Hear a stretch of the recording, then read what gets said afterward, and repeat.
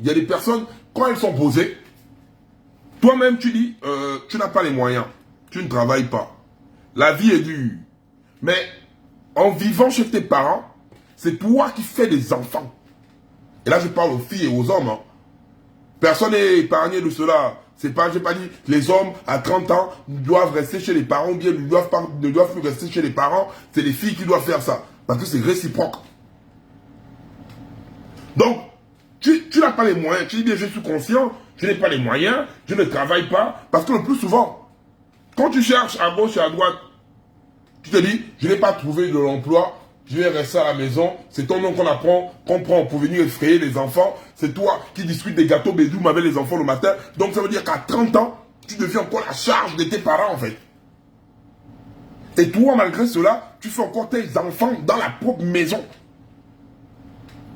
Parce que quelqu'un qui est conscient, qui se dit, ah, c'est compliqué, c'est dur pour moi, lui, il fait quoi? Il ne va pas venir faire sa progéniture dans un endroit où lui-même, d'abord, il n'a pas son propre toit, le foyer dans le foyer. Mais ce qui devient dangereux dans tout ça là, c'est parce que la majorité des personnes, 30 ans, en fait, c'est le tremplin de ta jeunesse. Parce que dans 10 ans, 40 ans, après tu atteins l'âge adulte. Hein. Après l'âge adulte, c'est la vieillesse. Bon, à 30 ans, tu es encore chez tes parents. 40 ans, te trouves encore dans la maison familiale. Qu'est-ce que tu vas faire après? Tu auras plus le temps de travailler ton argent afin de construire chez toi. Ça termine comment? Ceux qui restent maintenant dans la maison commencent maintenant à être, vu qu'ils n'ont pas pu faire de leur vie, en fait, ils n'étaient pas là au temps chaud, qu'est-ce qu'ils font? Ils commencent à convoiter, si les parents ont construit, l'héritage. En fait, pour lui, je n'ai pas pu bâtir ma vie, je n'ai pas pu construire ma maison. Qu'est-ce que je vais faire? La maison de mon père là, c'est ça qui devient ma maison. Donc, quelque part, beaucoup de personnes se limitent parce qu'ils se focalisent, ils disent mon père va mourir, ma mère va mourir. Vous voyez les familles se déchirer. Se déchirer à cause de ça. Et ça, moi je ne tolère pas ça. Nous avons aussi des situations au pays qui permettent la débrouillardise. Je comprends aussi que le fait que le pays soit dur, c'est normal, le pays aussi est dur. Le pays est dur. Ça, je comprends ça, je vous l'accorde. Pour trouver le boulot, c'est dur. Mais qui cherche, trouve. Et voilà pourquoi je remercie aussi la mentalité de certains Gabonais combattants. Parce qu'avant, moi je vous dis ça bien, hein, la majorité pouvait même te dire qu'à 50 ans, ils restent dans la maison familiale. Mais aujourd'hui, avec la nouvelle génération, malgré les complications de la vie, on voit des jeunes filles, des jeunes garçons qui commencent à se débrouiller, à sortir. C'est vrai qu'on dit, tu vas sortir, tu vas aller partir prendre un loyer. C'est pas tes charges. En fait, tu n'arrives pas à combler toutes tes charges. Tu te retrouves dans les problèmes, dans la merde. Mais c'est ça qu'on appelle être autonome. Être autonome, c'est apprendre la gestion de son argent. Tu n'as pas assez... C'est ça aussi le problème du Gabonais. Même celui qui a le travail veut toujours vivre au-dessus de ses moyens. Et quand tu te mets à vivre au-dessus de tes moyens, tu te retrouves dans les problèmes, dans les dettes. Parce que tu ne vas pas dire que je vais vouloir vivre au-dessus de mes moyens, tu vas t'embrouiller. Parce que tu vas t'embrouiller. Tu vas t'embrouiller. Tu vas t'embrouiller. Parce que quand le Gabonais a un petit travail, premier réflexe, la femme, les femmes, pas la femme, les femmes, la frime, l'onjoka. Premier réflexe. Dès que le Gabonais a un peu son argent, je vais me bitcoin aujourd'hui là. La petite m'a vu donner un peu de feuilles là-bas. Celle-là va venir demain, je donne 2 feuilles. Entre-temps, toi-même déjà, même de la location, tu pouvais déjà songer à acheter un terrain. Bon, toi qui es dans la maison, toi qui dis que la vie est compliquée dehors, mais toi tu veux rester dans la maison à attendre le décès de tes parents. Parce que 30 ans, 10 ans, 40 ans, tu vas pas me dire que c'est à 45 ans que tu vas faire ta vie, parce que la majorité du temps vous dites, on ne travaille pas. Donc, à 30 ans, c'est pas à 40 ans que tu vas trouver le travail. Hein. Je suis désolé. Donc ça veut dire que le système est dur. Il faut chercher à pallier à cela. Il faut que nous-mêmes, nous commencions déjà à... Frère, 30 ans, je suis désolé. Tu es trop vieux pour être à la maison à 30 ans. Ça fait mal, mais c'est ça qui est la vérité. Il y a les conditions aussi du pays qui sont catastrophiques. Ça aussi, je vous l'accorde. Mais à 30 ans, les gars, 30 ans, mais 40 ans va te trouver là. 50 ans va te trouver là. Dis directement que j'attends que mon père meure pour discuter l'héritage avec les parents. Bon, imagine-toi que ton père n'a pas construit, ton père lui-même loue. Ta mère, tes parents eux-mêmes louent. Bon, quand ils vont partir là, qui va encore payer le loyer où tu es là? Bien quand ils vont là en retraite, qui va prendre le loyer là? S'ils louent. Donc c'est quoi? C'est à 40 ans, 45 ans, je touche du bois, que quand les parents décèdent, tu te retrouves dans la rue. Où étais-tu au temps chaud? La vie du Ngori, c'est pas bon, hein? Là, je vous le dis, c'est compliqué au pays, mais il y a un moment donné, bats-toi. Bats-toi. Parce que vous allez dire quoi? On voit nous tous, nos frangins, ouais, staff là, arrive au bled, hein, les gars. Faut pas qu'on se voile la face, faut qu'on se dise les vérités entre nous-mêmes. Parfois, on voit nos frangins, ouais, staff là, arrive au bled là, commencer devant nous, avec genre, les babouches bizarres, les sans confiance troués. Avec ils vendent les Kleenex, ils vendent les nananis, on les voit. On les voit. Ils ne viennent pas directement, ils s'embêtent au Gabon. Ils viennent, ils commencent devant nous. C'est ça avec le Gabonais, vu que je suis diplômé. Je ne dis pas que tous les Gabonais, parce qu'on voit maintenant beaucoup de Gabonais vendent des ballots à la gare routière. Hein. Avant de vendre des ballots à la gare routière, les Gabonais ne voulaient pas faire ça. Voilà pourquoi je dis bien la nouvelle génération. La nouvelle génération n'est plus à blaguer. Donc je parle des gars de fin 80, de 90, jusqu'en bas là. Les petits là, eux ils sont autonomes. Eux ils sont autonomes. Ça ne va pas, ils partent, tu les vois, tu vois les Gabonais taximans. Mais la grosse, parce que c'est ceux des années 80 là, qui ont encore la mentalité là. Ben, quand tu vas regarder tous les petits des années 90 là, eux ils ont un autre sens. Les petits, eux ils ont développé un autre sens. Les petits, si on vérifie même la limite d'âge de toutes les personnes qui disent qu'il faut que je reste à la maison familiale, parce que les enfants des années 80 ont encore ce goût-là, de dire qu'on reste dans la maison. Les petits de 90 n'ont plus ça dans leur tête, en fait. Parce qu'ils ont déjà appris la débrouillardise. Or, les gars de 80, donc 70-80, là, c'était quoi? Dans notre époque, là, c'est à base, j'ai terminé mes études. Non, je ne peux pas. Ah non, non, je suis ingénieur. Non, je ne peux pas les vendre à la gare routière. Non, c'est une honte. Je ne peux pas. Le temps passe, tu es à la maison. Le temps passe, tu es à la maison. Hein. Oh non, on te parle. Oui, va, aide maçon. Oh, je peux pas. Non. C'est pas mes études. Non. Et puis encore ceux qui n'ont même pas fait des études, mais ils disent la paresse. Non, je ne peux pas faire ça.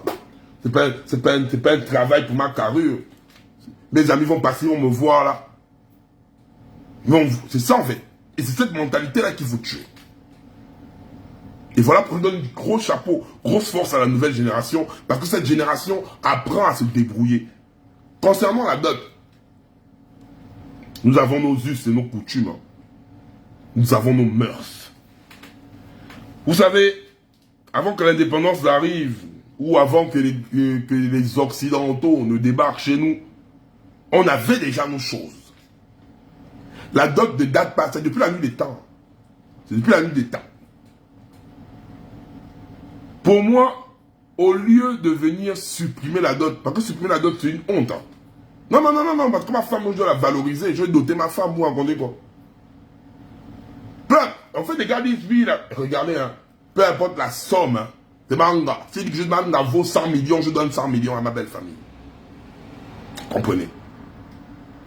On ne dit pas, pour moi, juste même pour dire donner un quota, c'est tanga. Tu prends la valeur de tanga. Tu dis, pour moi, manga vaut 100 millions, je donne. Manga vaut 500 bœufs, je prends, je donne. C'est mon argent, c'est pour manga, je valorise ma femme. Vous pouvez me dire mon péché. Vous pouvez me dire mon péché. Attendez. Et pendant que, au lieu de chercher comment légaliser ça, vous êtes en train d'empiéter. Je sais aussi qu'il y a des familles qui profitent de la dot là pour venir faire du commerce. Oui. Mais c'est ancré en nous. Vous ne voyez pas que pendant on a des scénarios, ça rit, ça fait, on donne des paniers. C'est mignon à voir. Non, en France, on ne donne pas la dot. En France, on ne donne pas la dot. C'est mignon à voir. Mais comment on va prendre tout des Occidentaux? On va faire le copie-coller. En fait, en blanc, parce que ça vient de Mbeng. On va venir coller ça. Ils ont dépénalisé la West Coast. Ça, Ils sont venus, oh, on pénalise la West Coast. Parce qu'ils veulent faire quoi? Le copier-coller. Donc notre propre culture, on va la bafouer. Ils n'ont pas le droit de supprimer. Hey, ils n'ont pas le droit. Et c'est un peu la dame qui est venue parler là. Elle-même déjà, elle a déjà été dotée. La dame qui vient s'asseoir là et parler. Pour dire, oui, la loi, machin. Elle-même, toi-même, tu dois même aller en prison. Tu dois être la première à aller en prison. Parce que vu ta baba, il y a l'anneau. Tu veux me dire que tu as dit au Gabonais, tu as menti au Gabonais que tu n'as pas pris la dot là. Tu t'es marié toi après 63. Après 63. Toi, tu t'es marié après 63. Donc, vous ne pouvez pas venir dire aux gens ce que vous-même vous avez déjà eu à faire. Donc, vous allez toujours continuer à venir bafouer les mœurs du Gabon, nos us et coutumes, comme ça là en fait. On n'a plus de repères culturels, on n'a plus rien. Vous voulez prendre, formater les cerveaux des Gabonais, venir inculquer la West Coast. Oh, la West Coast, c'est pas notre problème. Venir, oh, la dot. Eh, c'est quoi ça? Ça devient quoi ce pays-là? Vous allez tout ça, vous allez arrêter tous les Gabonais. Nous aussi, les Français qui veulent le Congoli. Oh non, moi c'est bon, c'est Goli. Oui, c'est bon, oh, tu es son big cadeau. Fallait doter l'anga, pas fatiguer les gens. Allô? Allô? Oui. Allô, gars. Oui, parle vite, s'il te plaît, parce que tu vas couper dans mon élan, là. Ok, bonsoir, grand, d'abord, bonsoir. Parce que là, depuis là, je t'ai appelé parce que je vais rebondir aussi sur les vrais sujets qui sont passés là. À la langa qui a intervenu, le frangin aussi. Mais tu as dit un truc qui est très important, l'autonomie financière, grand. C'est vivre selon la propre force financière. Mais quand tu dis qu'en ce moment, on bombe, c'est Ngembe. Ngembe, comme je t'ai dit là, grand. Donc, l'aide maçon, il est payé peut-être à 5 000. Tu vois un peu, non? 5 000 francs. Mais la bouteille de gaz est déjà plus élevée même que le salaire que l'aide maçon il reçoit. Bon, maintenant, je m'avais loué là-bas pour chercher quoi encore dehors. Grand, il faut qu'on soit réaliste. Il faut qu'on soit réaliste. Il y a une gars qui est venu, qui a parlé, qui a dit la benguiste et tout. Mais la benguiste avait raison sur tous les points. La benguiste avait raison. Hein? Moi, j'ai dit que le débat là, d'abord, c'est même pas pour les gens qui ont les dos. Ceux qui ont les dos, ils savent pourquoi ils ont quitté la maison familiale très tôt pour aller se faire là dehors. C'est un fait. Ils savent que s'ils tombaient dehors là-bas, les parents allaient se lever, allaient venir les soutenir dans leur élan. Donc, c'est pas la peine de mélanger les histoires. C'est le débat de Ngembe. Il y a que le Ngembe qui connaît la réalité. Il y a les gens des PK, des Belvude, les gens des Kingele qui peuvent vous dire que non. Là, je peux rester dans mon camarade, là, je ne peux pas. Tu t'imagines dans une famille quand où la mère est amortie financièrement, le père est amorti financièrement. Bon, toi, même si tu as 30 ans, mais tu travailles, tu fais l'aide maçon, tu gagnes peut-être 10 000 après 2 jours. Ça fait déjà payer la nourriture à la maison, essayer de nourrir le répé, la remet. Est-ce que c'est pas aussi l'entrée? Là-dedans, aussi, il y a des gens qui vivent dans les maisons avec, comment on appelle ça, avec les parents, dans la maison des parents, tol en haut, tol en bas. Mais avec les petits bricoles que les gars ils font et tout, ils font quand même, ils élèvent encore une autre maison quelque part où ils sortent les parents de l'inondation. Parce qu'ils n'ont pas d'abord cherché à prendre l'anga, aller d'abord mettre à la maison quelque part pour aller se battre avec, on appelle ça comment? Avec le bailleur. Ils sortent de là d'abord chercher à sortir de là. C'est pas mettre l'orgueil devant pour dire oui, je dois quitter la maison parce que je suis déjà assez grand. Et après, il faut regarder le sujet. On ne parle pas des gens qui ont des enfants. On dit avoir 30 ans et vivre dans la maison familiale. Pas avoir 30 ans et les enfants. Parce que j'ai déjà rappelé qu'il y a des gens qui ont 40 ans qui n'ont pas d'enfants. Hein. Donc c'est un peu ça. Après, il y a le frangin grand qui est venu parler de oh non, les étrangers. Toi, si tu as appelé le sujet des étrangers grands. Mais quand il y a des étrangers, quand ils arrivent, c'est vrai. Ils sont des falamanes, et moi j'applaudis beaucoup ça. Mais eux, ils se constituent en société.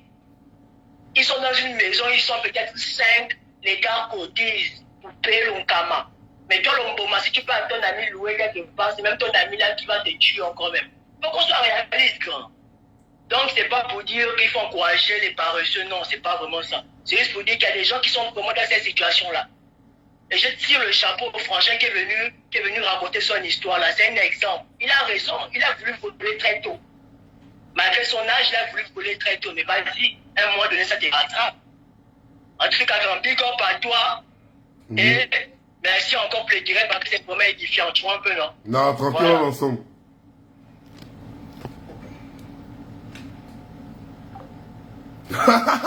Ouais, ouais, mais le petit aussi, il a raison. Il a raison. Mais c'est tous ces critères-là. Voilà le but du live. Raison pour laquelle le numéro est sur la page, partagé massivement. C'est ça, en fait. Allô? Allô? Oui. Bonsoir, grand. Oui, bonsoir. Enlève les écouteurs, s'il te plaît.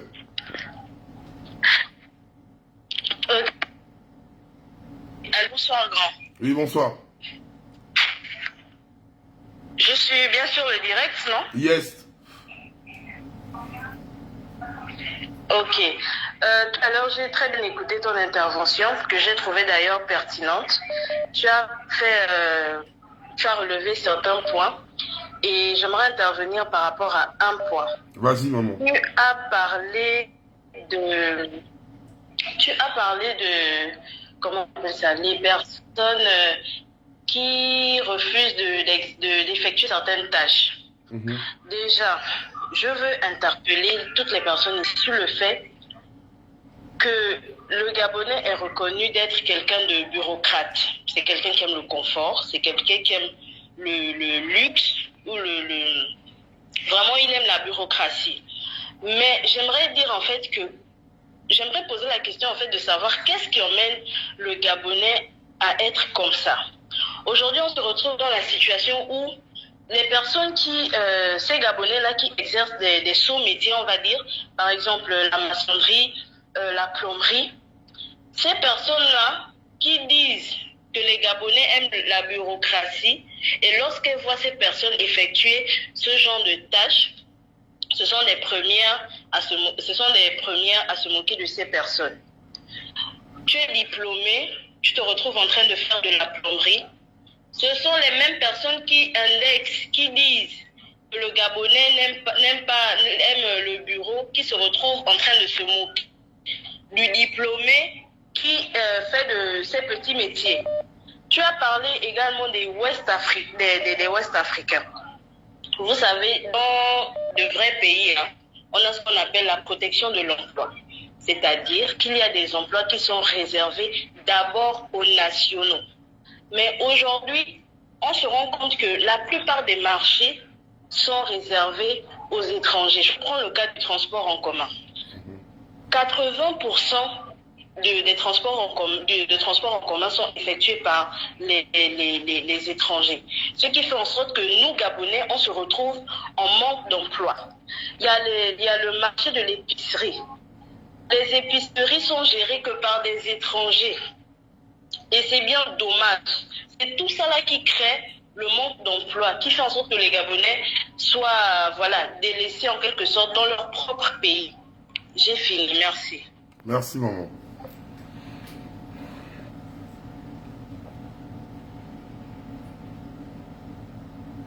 C'est compliqué, hein. Voilà pourquoi je dis que dans ce sujet, chacun a sa version des faits, hein. Parce que ça dépend de la réalité que la personne vit. Mais moi, je suis contre la paresse. La paresse, ça, non. Ça, je ne veux pas ça. Attends, frère, toi, tu as passé. Je vais prendre d'abord la maman là qui appelle depuis et je te reprends après. Allô? Allô? Oui. Allô? Oui, allô? Allô? Oui, allô, allô, allô? Oui, je suis bien sur le live, non? Ouais. Bonsoir. Oui, bonsoir. Oui, moi j'appelais pour intervenir par rapport aux deux qui ont... Il y a deux qui ont intervenu, ça fait un peu longtemps, bon, comme j'ai un peu du mal à vous savoir depuis un moment. Et eux, ils disaient que ce n'est pas parce que les Français nous ont importé cette manière de vivre, c'est-à-dire quitter le domicile familial aux environs de 18 ans, que nous aussi nous sommes censés faire de même. Je rebondis dessus parce que cette manière de faire ne nous a pas été importée, ça c'est faux. Déjà à l'époque de nos grands-parents, lorsque tu